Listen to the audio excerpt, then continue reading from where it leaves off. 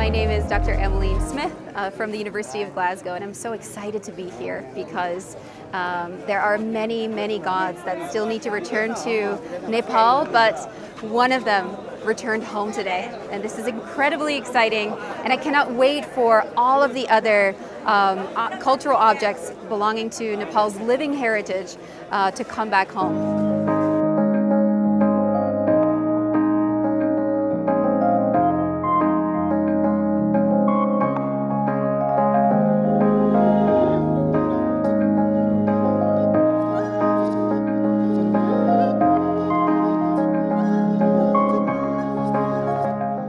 So because of the civil activism that is happening all across Nepal and across the world at the moment, we see that many more statues are found in museums and private and public collections abroad, and that hopefully we can make them return home together.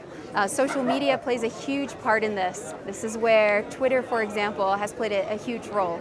So I'm hoping that this will bring all of us together, not only in Nepal, but also across the world, to bring back the cultural heritage of the countries where they belong.